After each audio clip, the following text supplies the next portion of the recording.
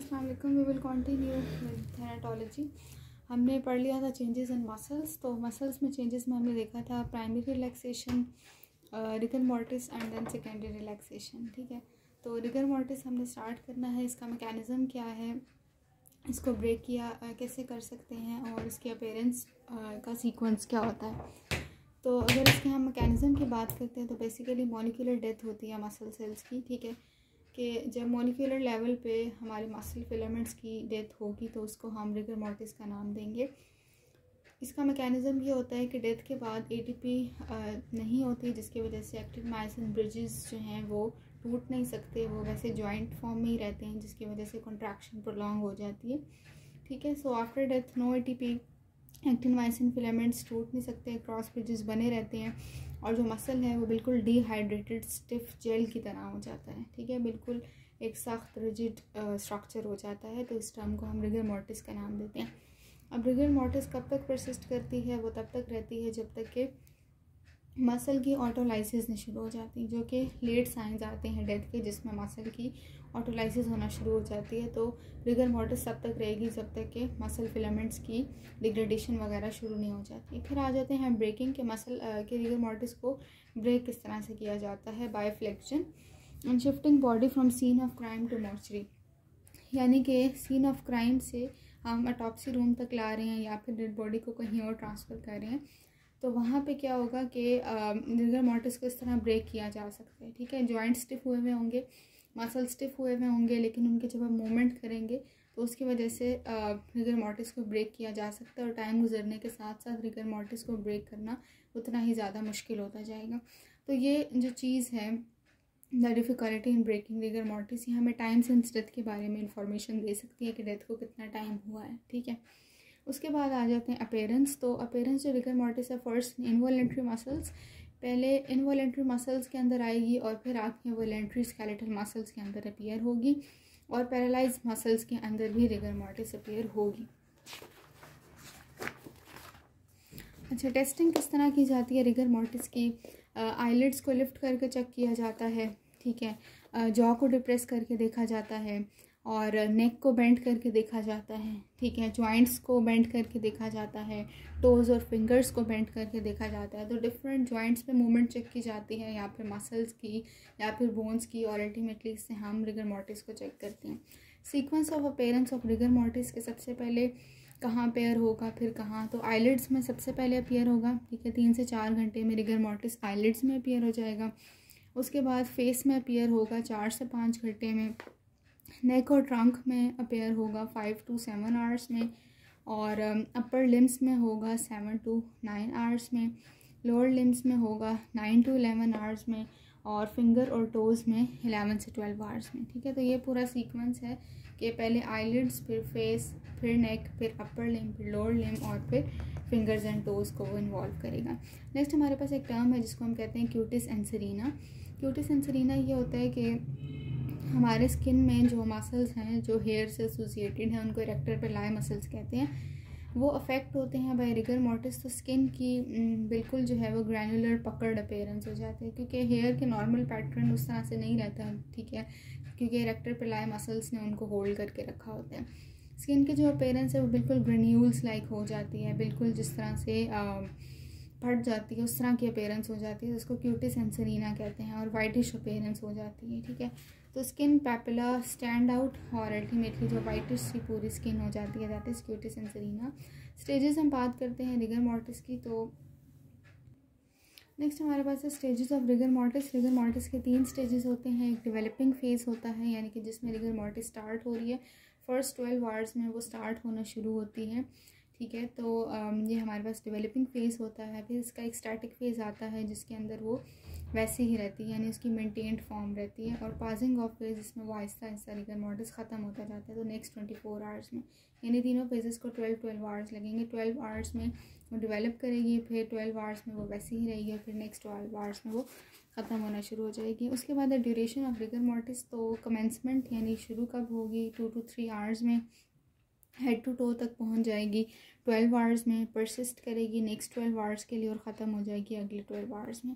सो rigour mortis हमने पहले भी बताया, estimation of time since death के बारे में हमें इंफॉर्मेशन दे सकती है। मेडिको लीगल इम्पोर्टेंस ये है कि it's a sign of death, ठीक है। इतनी स्टिफनिंग ये आपको जो रिगर मॉर्टिस है ये एक साइन दे रही है डेथ का। टाइम सिंस डेथ के बारे में इंफॉर्मेशन देती है, पोजीशन ऑफ बॉडी के बारे में and cause of death. Factors जो इन्फ्लुएंस करते हैं रिगर मॉर्टिस को, उसमें है सबसे पहले age and condition of the body. अब जो चिल्ड्रन हैं या जो ओल्ड पीपल हैं उनमें रिगर मॉर्टिस जल्दी डेवलप करेगा उनके अंदर, ठीक है, क्योंकि उनके मसल्स इतने स्ट्रॉन्ग नहीं होंगे। तो बच्चों के अंदर, बूढ़ों के अंदर रिगर मॉर्टिस जल्दी डेवलप करेगा। इसी तरह स्ट्रॉन्ग मस्कुलर बॉडी अगर होगी तो उसके अंदर लेट डेवलप करेगा और लॉन्गर वो परसिस्ट भी करेगा। वीक मस्कुलर बॉडी होगी तो रैपिड होगा और शॉर्ट ड्यूरेशन होगी।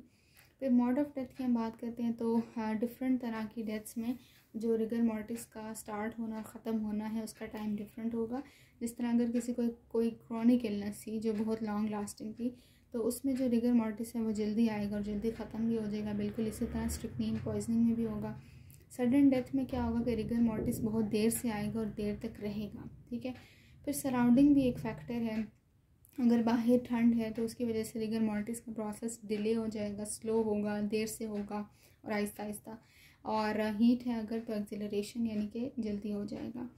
वेदर इफ़ेक्ट करती है appearance and duration of the rigor mortis को, ठीक है। फिर कुछ और हमने बातें हैं लिखी हैं कि कन्वर्जेंस अगर होंगी तो उसमें भी यही वाली सिचुएशन होगी कि जल्दी रिगर मॉर्टिस आएगा और जल्दी ख़त्म हो जाएगा। ड्राउनिंग में जल्दी आएगा रिगर मॉर्टिस और ज़्यादा देर तक के लिए परसिस्ट करेगा। सेप्टिसीमिया की बात याद रखनी है कि सेप्टिसीमिया के केस में, सेप्सिस के केस में, इन्फेक्शन के केस में रिगर मॉर्टिस जो है वो अपीयर नहीं होगा। नेक्स्ट है कंडीशन स्टिमुलेटिंग रिगर मॉर्टिस के कौन कौन से कंडीशंस हैं जो कि रिगर मॉर्टिस को प्रमोट करेंगी। फ्रीजिंग एंड कोल्ड स्टिफनिंग, ठीक है। अगर फ्रीजिंग वाली सिचुएशन है उसमें हमने कहा कि रिगर मॉर्टिस पीछे अभी जिस तरह कहा कि जल्दी आएगा और शॉर्टर ड्यूरेशन के लिए होगा। हीट कोगुलेशन 70 डिग्री से ज़्यादा अगर टेम्परेचर होगा तो हमारी प्रोटीन्स की कोगुलेशन हो जाएगी, स्टिफनिंग हो सकती है, ठीक है। ये वाली चीज़ होती है इलेक्ट्रोकुशन में, बर्निंग में या फिर हॉट लिक्विड्स में फॉल करने से।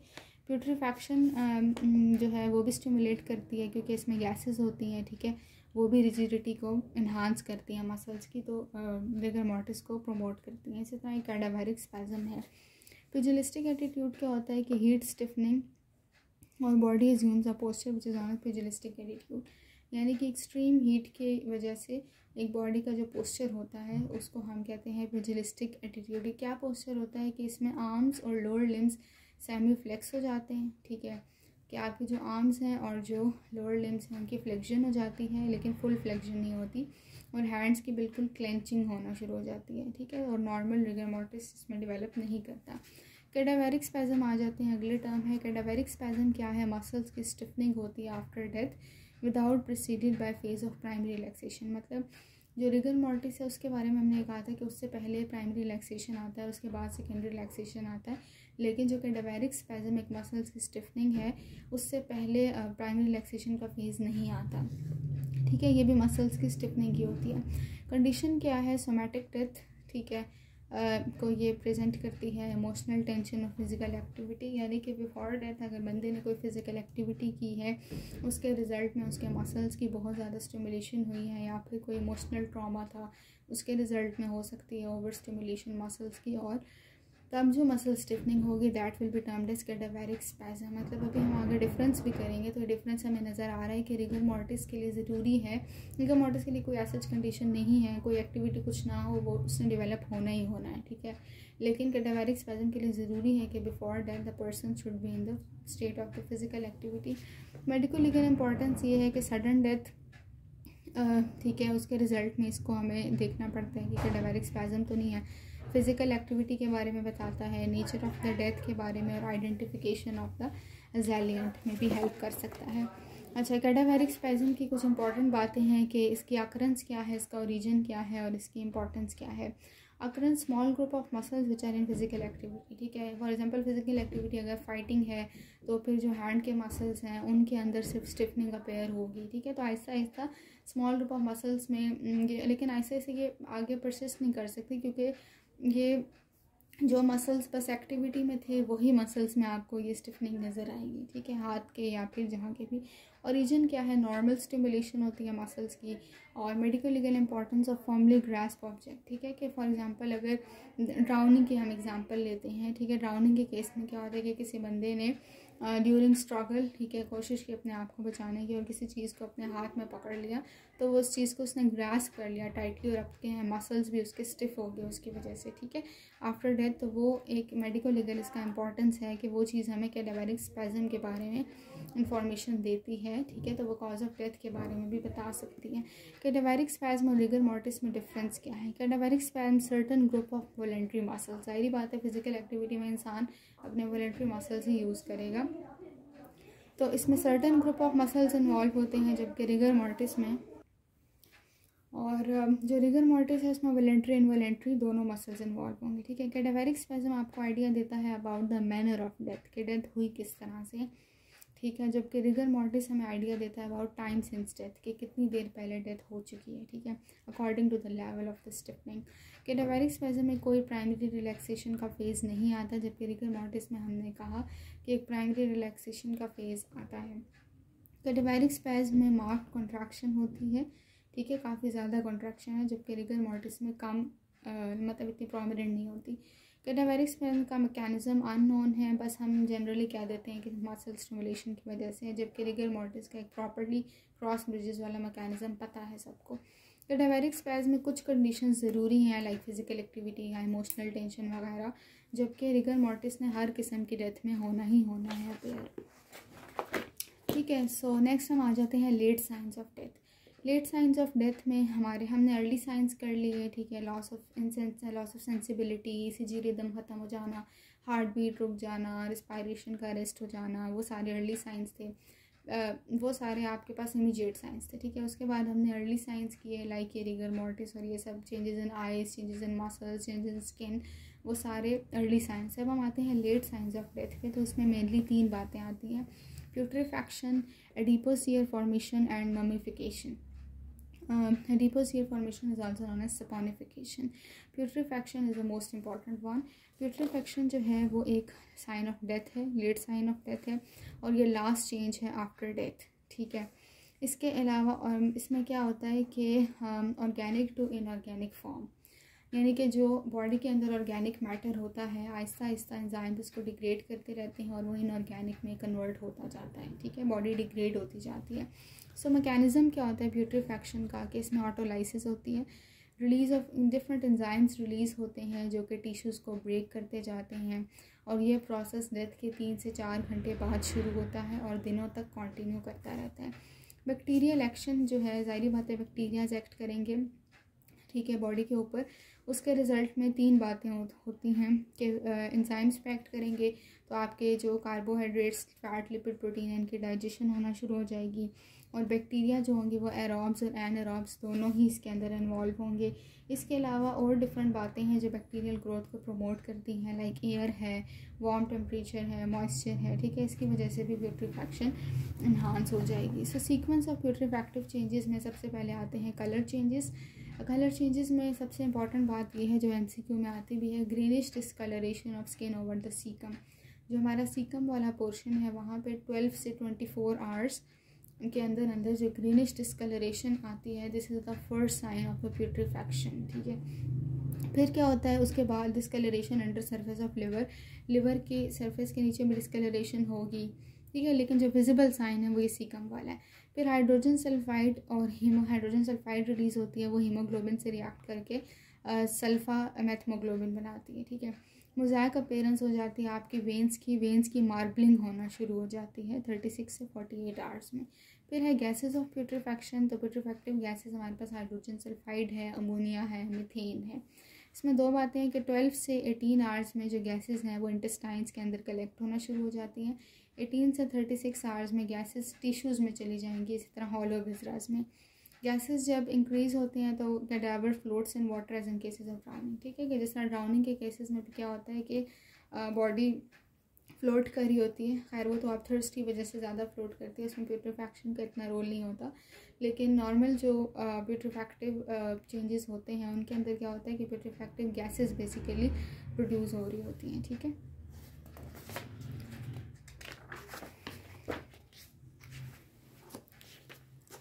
अच्छा, नेक्स्ट हम आ जाते हैं प्रेशर इफ़ेक्ट्स ऑफ द प्यूट्रीफैक्शन के। प्यूट्रीफैक्शन के मज़ीद क्या क्या इफ़ेक्ट्स होंगे।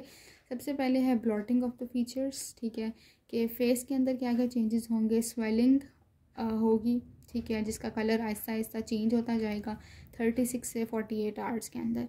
और एब्डोमेन अगर हम ओपन करते हैं तो हमें एक लाउड हिजिंग नॉइस आती है, ठीक है। और आइज़ बल्ज कर जाती हैं, टंग ब्लैक हो जाती है, प्रोट्रूड कर जाती है। रेक्टम के अंदर जो ब्लॉटिंग होगी वो 48 से 72 आवर्स में नज़र आएगी, ठीक है। और स्प्लिट स्किन हो जाएगी। तो ये सारे चेंजेस हैं, ब्लॉटिंग चेंजेस। फिर है shifting areas of the postmortem lividity. Postmortem lividity को डिस्प्लेस किया जा सकता है as blood is haemolyse due to decomposition, ठीक है, क्योंकि अगर डिकम्पोजिशन होती है तो उसकी वजह से ब्लड की हेमोलिसिस होना शुरू हो जाती है, ठीक है।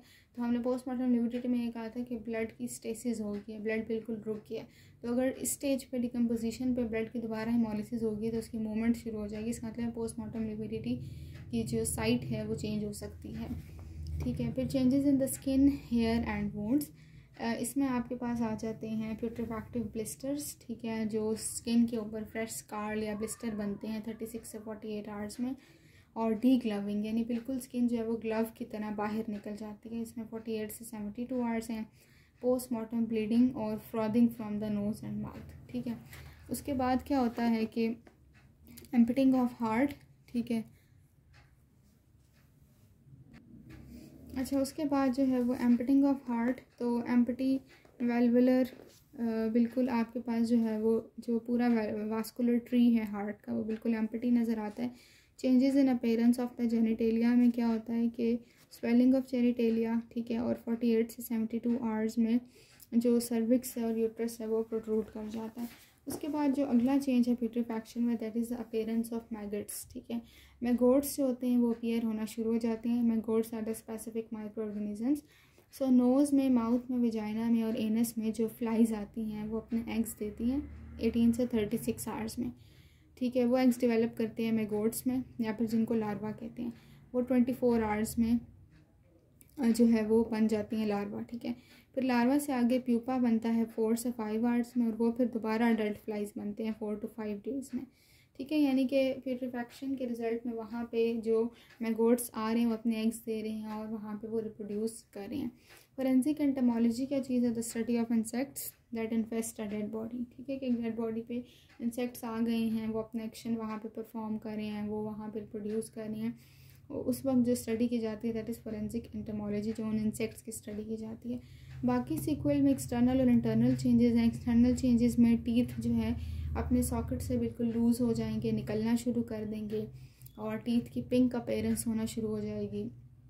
स्यूचर्स जो हैं स्कल के वो लूज़ हो जाएंगे, टिश्यू सॉफ्ट हो जाएंगे, कैविटीज़ बर्स्ट ओपन हो जाएंगी, बॉडी की स्केलेटनाइजेशन होना शुरू हो जाएगी, लिगामेंट सॉफ्ट हो जाएंगे, कार्टिलेज सॉफ्ट हो जाएगा, डायाफ्राम अपवर्ड को आ जाएगा।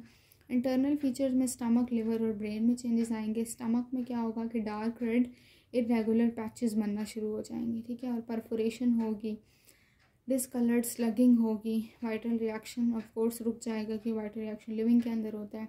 लिवर में सॉफ्ट और फ्लैबी हो जाएगा लिवर, ठीक है, हनी कॉम्ब अपीयरेंस होगी, ब्रेन में सॉफ्ट सिस्ट बनेंगी। तो ये जो लिवर में चेंजेस आते हैं या जो ब्रेन में आते हैं इसको हम कहते हैं स्विस चीज़ पैटर्न, ठीक है, कि सॉफ्ट सिस्ट वगैरह बनना शुरू हो जाती हैं और सॉफ्टनिंग जो है ऑर्गन्स की हो जाती है। This is non A Swiss cheese pattern. उसके बाद चलते हैं प्यूट्रीफैक्शन के बाकी के कहाँ पे वो इस्टेब्लिश किस ऑर्गन में जल्दी होगी और किस में लेट होगी। तो अर्ली होगी आपके लेरिंग्स और ट्रैकिया में, ब्रेन में, स्टमक में, लिवर में, ओमेंटम एंड मिजेंट्री में, और लेट होगी हार्ट में, लंग्स में, किडनी में, ओसोफेगस में और डायफ्राम में। फिर है प्यूट्रीफैक्शन इन वाटर। वाटर में अगर प्यूट्रीफैक्शन होती है तो हेड हैवियर होगा, क्योंकि हमने पढ़ा था कि जब वाटर के अंदर होगी ड्राउनिंग के केस में तो सारा ब्लड ग्रेविटेट करके हेड के अंदर आ जाएगा, ठीक है। हेड सो मच डिस्टॉर्टेड, या फिर इसमें सस्पिशन फाउल प्ले का भी हो सकता है। अगर नेक की स्वेलिंग है तो कॉलर बैंड को हम देखेंगे, ठीक है, लाइगेज रेगुलेशन के केस में। For example with in 2 to 4 hours of immersion जो हैंड्स और फीट है उनकी डी ग्लविंग होना शुरू हो जाती है, नेल्स लूज हो जाते हैं। जो सबमर्ज बॉडी है, ठीक है, जो डूबी हुई है, उसके अंदर प्यूट्रीफैक्शन आहिस्ता आहिस्ता होती है। क्यों? क्योंकि एक्सक्लूजन ऑफ एयर, ठीक है, एयर नहीं है protection from clothes and low temperature. जो वाटर एनिमल्स हैं वो डिस्ट्रॉय कर देते हैं सॉफ्ट पार्ट्स को इन शॉर्ट टाइम, और क्लॉथिंग प्रोटेक्ट करती है कि सॉफ्ट टिश्यूज़ की डिग्रेडेशन ना हो, तो उसके रिजल्ट में क्लोथिंग जो है प्यूट्रिफैक्शन को लेट कर देती है। वार्म वाटर जो है वो थिक कवरिंग बना देता है एलजी की। इसी तरह प्यूट्रिफैक्टिव गैसेस हैं जो कि फ्लोटेशन कॉज करती हैं। बाकी टाइम कितना चाहिए होता है फ्लोटेशन के लिए, वो एज पे डिपेंड करता है, ठीक है, वो सेक्स पे डिपेंड करता है, कंडीशन ऑफ द बॉडी पे, सीज़न पे and quality of the water पे।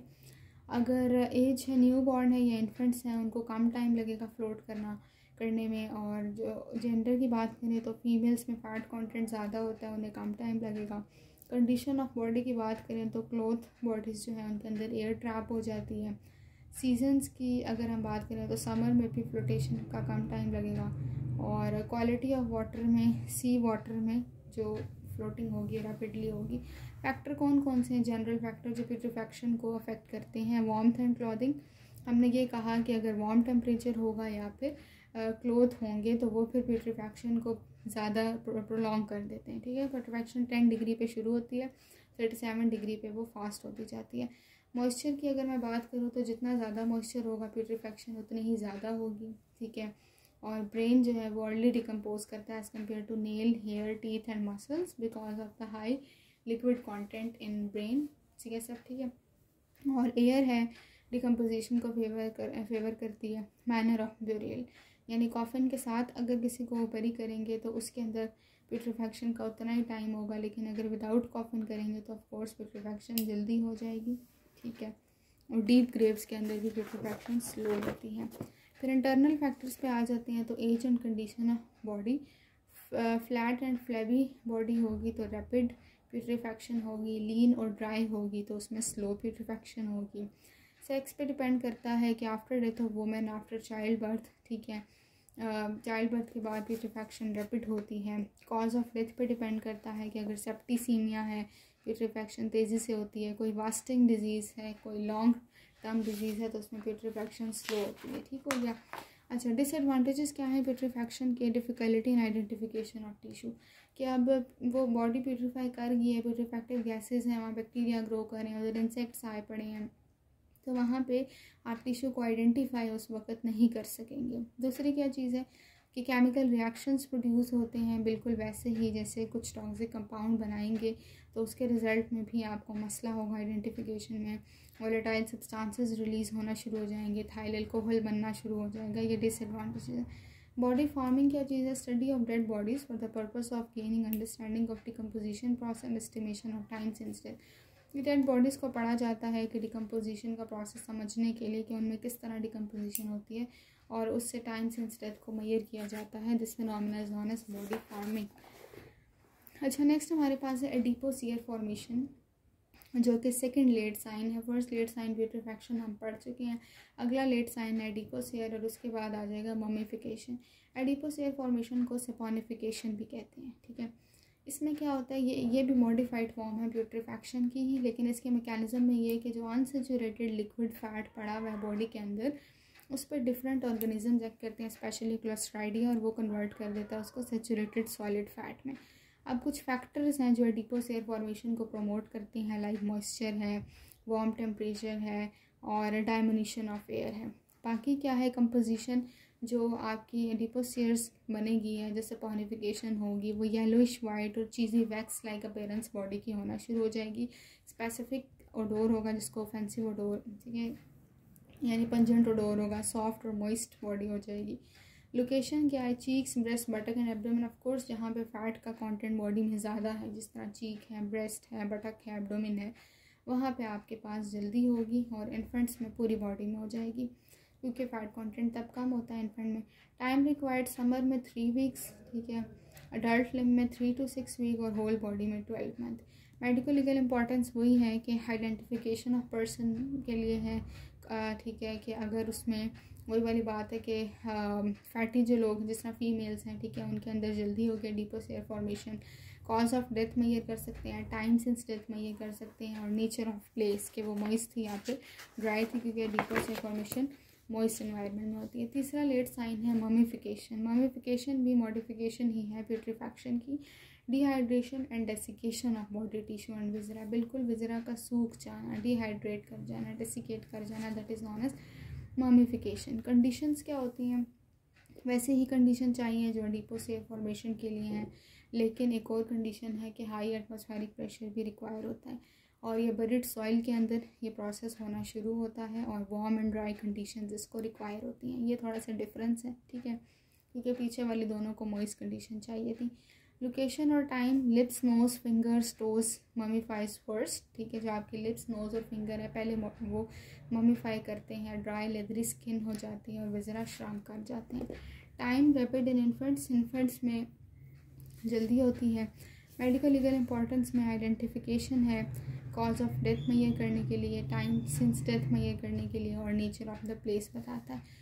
एम्बाल्मिंग क्या प्रोसेस होता है? आर्टिफिशियल ममीफिकेशन ऑफ बॉडी, ठीक है, कि आर्टिफिशियली अगर उसको हम ममीफाई कर देते हैं, ऑर्गन्स को डेसिकेट कर देते हैं तो उसको एम्बाल्मिंग कहा जाता है। कैसे करते हैं? फॉर्मल्डिहाइड, PBS यानी लेड सल्फाइड, पोटेशियम कार्बोनेट को फेमरल आर्टरी में, आयोटा में या कैरोटिड में इंसर्ट कर दिया जाता है और ये तरीका है मेडिकल इंस्टीट्यूट्स में जो प्रिजर्व की जाती हैं डेड बॉडीज़ उनके लिए, ठीक है, या फिर कहीं उसको दूर ट्रांसफ़र करना हो उसके लिए हम इसको प्रिजर्व कर देते हैं, आर्टिफिशियल करते हैं mummification, that is known as embalming. Preservation of dead body natural भी होती है, आर्टिफिशियल भी। नेचुरल में एडिपोसियर फॉर्मेशन और ममीफिकेशन, आर्टिफिशियल में एम्बाल्मिंग है और कोल्ड स्टोरेज है, ठीक है। फिर फैक्टर जो अफेक्ट करते हैं ममीफिकेशन को या फिर जनरली अगर हम बात करें वो फैक्टर्स जो डेथ को अफेक्ट करते हैं। पोस्टमार्टम चेंजेस हमने हर लिहाज से डिफरेंट देखे हैं। नेचर ऑफ द इंजरीज़ पे डिपेंड करती है। एज, जिस तरह यंग है उनकी बॉडी जल्दी डिकम्पोज करेगी एज़ कम्पेयर टू बड़े लोग, ठीक है। सेक्स पे डिपेंड करती है, मेल्स लॉन्गर सर्वाइव करते हैं as compared to female. Constitution पर डिपेंड करती है, यानी कि जो वीक हैं, जो डिजीज़ लोग हैं या जो अडल्ट हैं उनकी जल्दी डिकम्पोजिशन होगी, ठीक है। मोड ऑफ डेथ जो है वो भी आपके पास चेंज होती रहती है। फॉर एग्जांपल ड्यूरिंग पार्चुरेशन वगैरह ज़्यादा आपके पास कम जो है या डिकम्पोजिशन का प्रोसेस तेज़ी से होगा। स्फाइक्सिया में मस्कुलर एफर्ट, ठीक है, जितनी बंदे ने लगाई होगी लाइफ स्पैन कम हो जाएगा। इंजरीज़ के रिज़ल्ट में, ठीक है, या स्विमिंग के रिज़ल्ट में स्फाइक्सिया से डेथ होती है। स्टारवेशन में फीमेल्स या फिर जो फैटी लोग हैं दे सर्वाइव लॉन्गर, ठीक है। और कोल्ड और हीट और बर्न्स की ये बात थी कि इन तीनों सिचुएशन से जो डेथ होती है उसमें जो बूढ़े लोग हैं, जो बच्चे हैं, उनकी डेथ जल्दी होती है as compared to the young ones, ठीक है। So this is all about thanatology. Thank you so much.